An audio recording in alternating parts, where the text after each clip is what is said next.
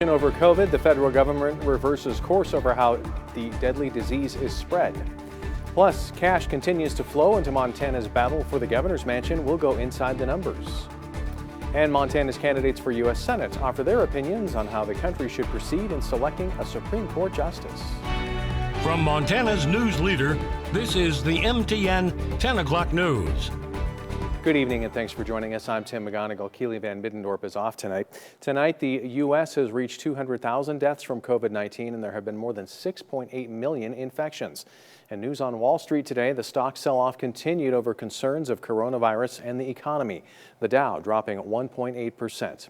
The S&P lost about 1.2%. Plus, the CDC took an unusual step, backtracking on its new guidance about how the virus spreads.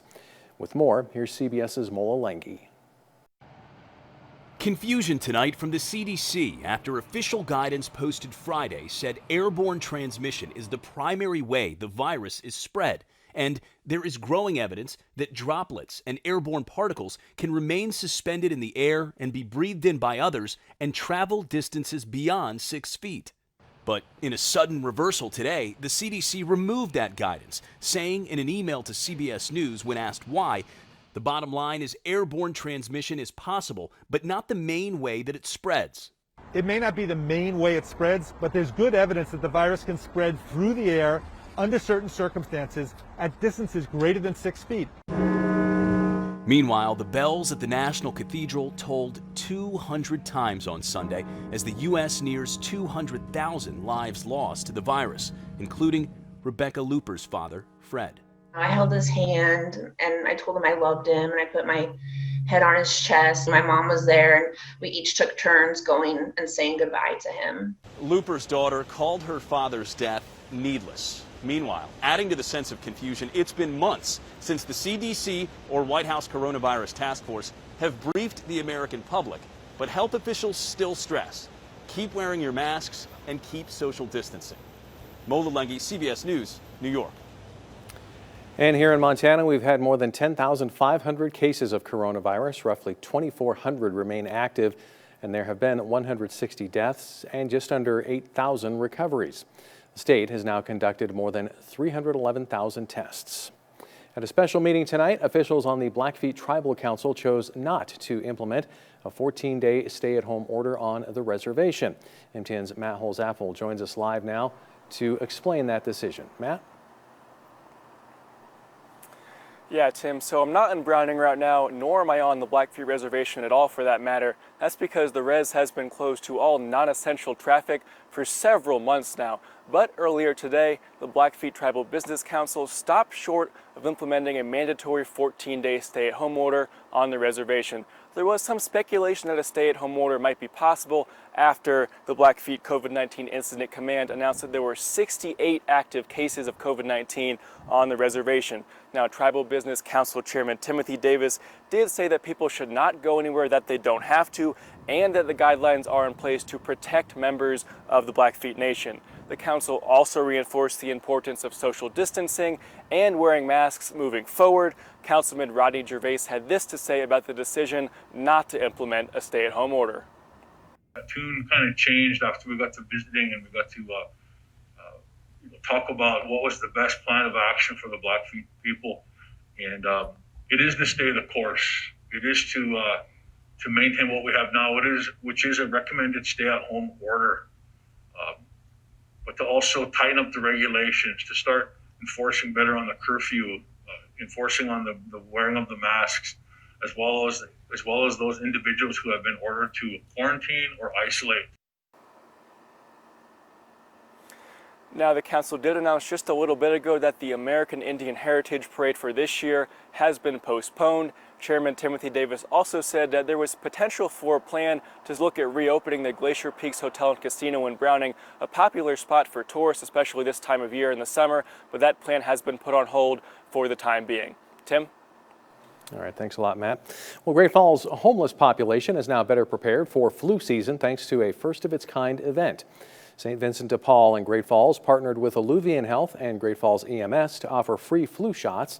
The event was also used as an opportunity to encourage people to respond to the 2020 census. St. Vincent de Paul's Homeless Services Director says she's thankful for Alluvion and Great Falls EMS for being willing to help. No one person or one organization can meet the need, but willing partners and willing participants, man, that's a winning combination. Tuss says the free flu shot clinic will likely be an annual event. In the 2020 race for Montana's governor, Republican Greg Gianforte has put another $1 million of his own money into his campaign. The former high-tech entrepreneur from Bozeman has now spent almost $3.6 million of his fortune on his campaign for governor. He's also raised an additional $3.17 million from donors. All told, Gianforte's campaign has outspent that of his Democratic opponent, Lieutenant Governor Mike Cooney, by a 3-to-1 margin so far. Through last week, the Gianforte campaign has spent about $6.3 million compared to Cooney's spending of about $2 million. However, Cooney has actually raised more from donors in the past 3 months, $1.4 million, compared to about $900,000 for Gianforte. Gianforte and Cooney are squaring off in what's become the only closely competitive governor's race in the nation this year. Ballots will be mailed out to most Montana voters in less than 3 weeks. Well, Montana's Republican U.S. Senator Steve Daines is saying the Senate should move quickly to confirm President Trump's nominee to fill the Supreme Court vacancy created by Friday's death of Justice Ruth Bader Ginsburg. But as MTN's Mike Dennison reports, Daines felt differently in 2016 when Barack Obama had a chance to fill a vacancy during an election year. In 2016, when conservative U.S. Supreme Court Justice Antonin Scalia unexpectedly died, the Republican majority in the U.S. Senate refused to consider President Obama's nominee to fill that vacancy. GOP senators, including Senator Daines, said a vacancy should not be filled during an election year. Here's Senator Daines speaking on MTN's Face the State in February 2016. I don't think it's right to bring a nominee forward in an election year, and given the people of this country have started to vote already, to put a nominee in the middle of that kind of very hyper-politicized environment, I do not think is right for the institution. And frankly, let the people speak, and we'll move forward in January 2017. Now, in the wake of Ginsburg's death, 46 days before the election, Daines is saying the GOP-controlled Senate should vote promptly on Trump's nominee to replace her. That vote would create a 6-3 conservative majority on the high court that could last for a generation or more. Daines said if the Senate waits and Democrat Joe Biden is elected president, Biden would choose a Supreme Court nominee who is, quote, a liberal activist judge who will threaten our Montana way of life, end quote. Daines is up for re-election this year. His Democratic challenger, Governor Steve Bullock, says the Senate should wait until the inauguration of the next president before filling Ginsburg's seat, just like they did in 2016. Senate Republican leader Mitch McConnell, however, says that's not going to happen. Daines said 4 years ago that blocking an Obama nominee was part of his job representing Montana. But he also said he would apply the election year principle regardless of the president's party. Now, would you be taking this position if the president was a Republican? I would. Reporting from Helena, Mike Dennison, MTN News. Democratic U.S. Senator John Tester also said 4 years ago that the Senate should act on nominees during an election year.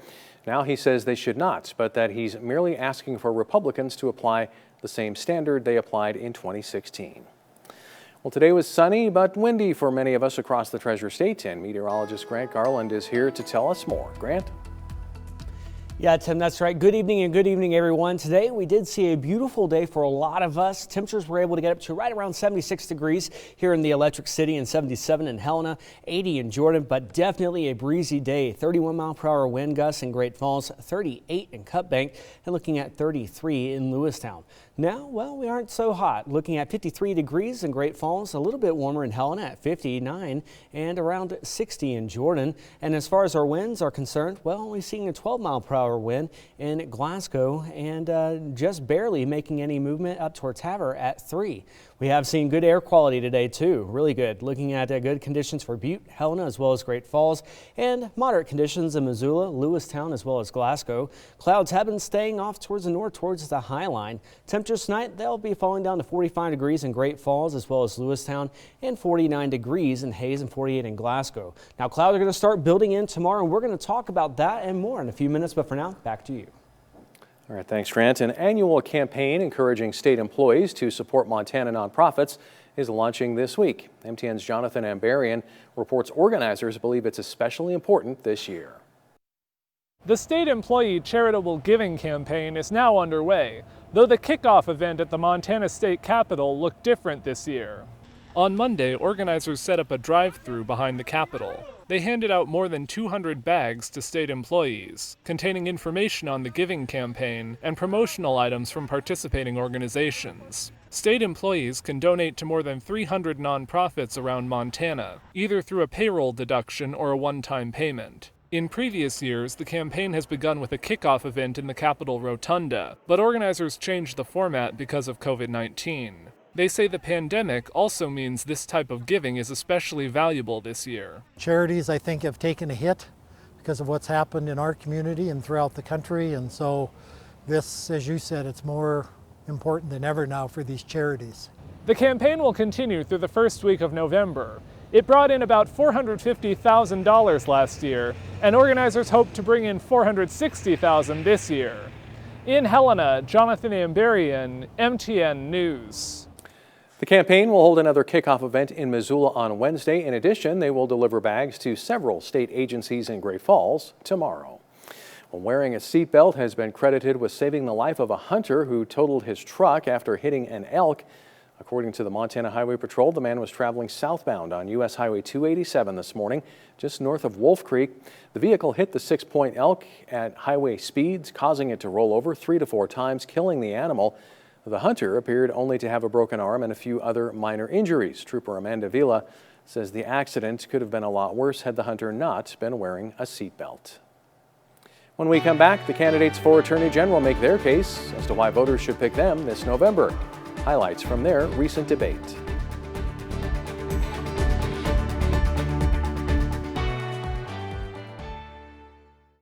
From Montana's news leader, you're watching the MTN 10 o'clock news. Welcome back. Montana's 2 candidates for Attorney General faced off in another MTN debate that aired Sunday on Face the State. Rafe Graybill, who is Chief Legal Counsel to Governor Steve Bullock, and Roosevelt County Attorney Austin Knutson faced off on topics ranging from public lands and health care to voting and crime. MTN's Keely Van Middendorp has a recap of the conversation in our ongoing debate series. MTN's chief political reporter Mike Dennison interviewed Democrat Rafe Graybill and Republican Austin Knutson over Zoom earlier this month. The 2 candidates are both practicing lawyers with experience ranging from arguing in the Montana Supreme Court to working with law enforcement as county attorney. Whether or not the candidates had the experience to be Montana's chief law enforcement officer was a topic of discussion. Knutson said his experience prosecuting criminals as a county attorney and working with local police officials made him more qualified than his opponent. He's never sat face to face across the table from a drug suspect, a drug dealer, or worked with a local sheriff's office in a drug investigation. Graybill said he's had experience working with law enforcement in the field as an auxiliary officer for the New York City Police Department. I know the challenges, the sacrifices that our law enforcement officers make, and I will have their backs as Attorney General. The 2 also shared their stances on issues including Department of Justice budget reallocation and Montana's methamphetamine problem. 100% of the meth, of the heroin, of the fentanyl that's coming into Montana is coming in from Mexico. I want to cut funding out of the bureaucracy in Helena and get it out to law enforcement on the front lines fighting this problem so they can actually make a difference here. Graybill said our meth problem needs to be addressed through 3 steps, those being enforcement, treatment, and prevention. You just talk about one, you're not serious about fixing this problem. Another issue during the debate was voter registration and its ties to the role of Attorney General. Mr. Graybill, as part of your campaign, you said that you want to make voter registration automatic when someone acquires or renews their driver's license. I'm just wondering, is that really the role of the Attorney General to be expanding voter registration in that way? Graybill says the AG oversees the Motor Vehicle Division, and a partnership between the Secretary of State and AG's office would cut down on voter error. If you don't want to update your registration, that's fine, you can opt out. But I think it's the duty of every elected official to try to find ways to make government work better for the people that it serves. Knutson said those duties rest on the Secretary of State's shoulders, but did say the Motor Vehicle Division would be a focus if elected. He said he's heard from residents upset with the division's service. They are frustrated with the time it takes them to get their driver's license, and the time it takes them to get new titles on their vehicles. We've got to get the bloat out of that Helena office and make that office more efficient. The two lawyers also exchanged questions they felt deserved answers. Those included a lawsuit involving the Knutson family limited partnership and land access in Culbertson, and sexual harassment allegations relating to a former advisor that worked for Governor Steve Bullock. In Great Falls, Keely Van Mittendorp, MTN News. Well, coming up this weekend, MTN kicks off our series of debates for some of Montana's top races, starting Saturday with the battle for the U.S. House. Democrat Kathleen Williams and Republican Matt Rosendale take center stage with our panel of reporters, including Jay Cohn, Joe Valley, and Mike Dennison. Watch that Saturday night at 6 on KXLH and KRTV. Well, I hope you enjoyed your last full day of summer. Tomorrow starts fall. Don't go away. Our 7-day forecast is coming up next. Storm Tracker weather starts now with Grant Garland. Welcome back, everyone. I hope that you have enjoyed your last day of summer. I know it is, but hey, you know what? It was still a very warm day. We're going to be looking at a couple warm days here for the first start of fall starting tomorrow. 76 degrees today in Great Falls as well as Lewistown. A little bit warmer out towards Jordan at 80 degrees and around 77 degrees in Helena. Now, the average for this time of year here in Great Falls is right around 68 degrees, so we were a little bit off from that. The record was set back in 1917 when it was 90 degrees. That was also the year that the U.S. entered World War I.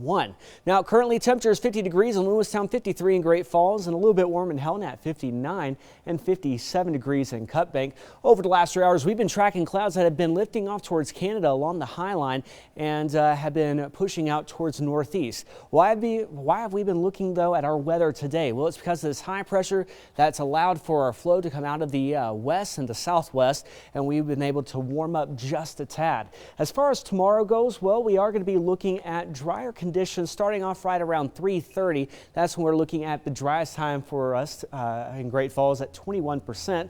And for our friends in Helena, well, it's going to be around that same time. We're going to be looking at our driest time right around 3:30 with 19%. As far as our winds are concerned, the good news is we aren't going to be really looking at any winds gusting that bad tomorrow. 20-mile-per-hour winds will be possible here in Great Falls and out towards Glasgow as well as Jordan. But the wind really doesn't pick up until Wednesday and Thursday when we're seeing possibly 40-mile-per-hour winds gusting. And here's why. Over the next 48 hours, a lot is going to go on. First off, high pressure is going to very slowly make its way out towards the west. As that happens, low pressure and cold front drop in from Canada. We're going to be looking at a few clouds behind the cold front as well as a few spotty showers right along the High Line. So tomorrow, expect a partly sunny to mostly cloudy day for central and north central Montana. Now here's where things get interesting. As we continue throughout the day on Wednesday, we're going to see a warm front start to form and lift up towards Glasgow. We're going to see our winds pick up behind the front. We're going to be looking at 25 to 30-mile-per-hour winds. Also, we're going to see our next front, a cold front that's going to be bringing in the chance for a lot of rain for those in western parts of Montana. And so we're going to need to see how long can we actually see this period of rain. Will it be able to move out towards central and north central Montana for this weekend? That's going to be our next weather maker. Temperatures are going to gradually decline down to 64 degrees with that system that moves in, then warming up to 65 on Saturday, 75 on Sunday. As far as the fall's average temperature change for the next 3 months goes here in Great Falls, typically we go from 67.5 to 34 degrees in change. So that's almost a 34-degree difference. For those in Helena, we are usually around almost a 40-degree change over the next 3 months. So heads up, definitely want to bring up that sweater weather. You're going to need it. You can always stay weather aware by following me on social media at meteorologist Grant Garland on Facebook and downloading that free KRTV KXLH app. Temperatures tonight, 45 degrees in Great Falls, 45 in Helena, and 45 in Lewistown. Warming up tomorrow to 75 degrees in Helena and 73 in Great Falls. We will be looking at temperatures, again, warm for the next 2 days before showers are brought in Thursday and Friday. And that's really the same situation for our friends in Helena, too. We're going to be looking at winds picking up Wednesday and Thursday with showers Thursday and Friday, as well as possibly on Saturday. Tim? With some cancellations, we still had plenty of sports to put together this week's Game Changers, even a special guest appearance. That's next. Stay with us.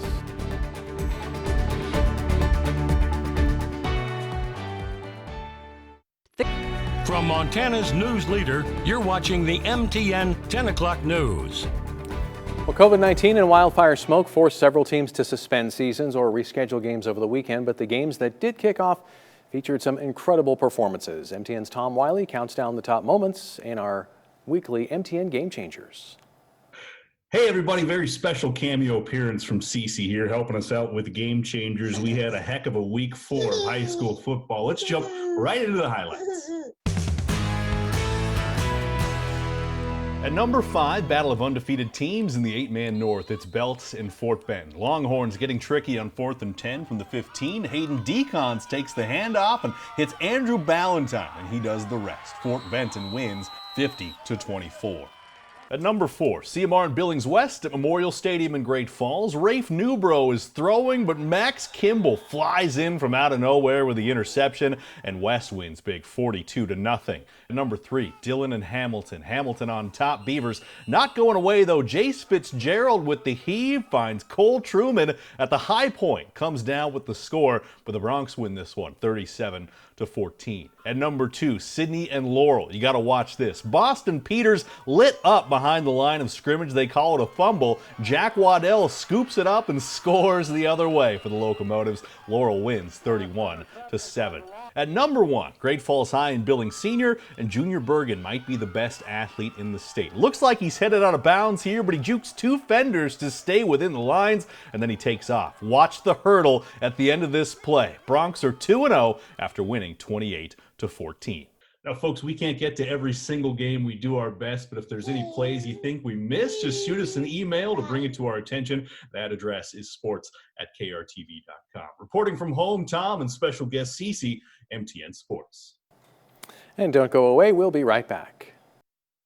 45 degrees in both Great Falls and Lewistown, 46 in Helena. Waking up 44 degrees with partly cloudy skies, so you might need a light jacket for the cooler weather as you head out the door. 46 for Helena, 7 a.m. with partly cloudy skies.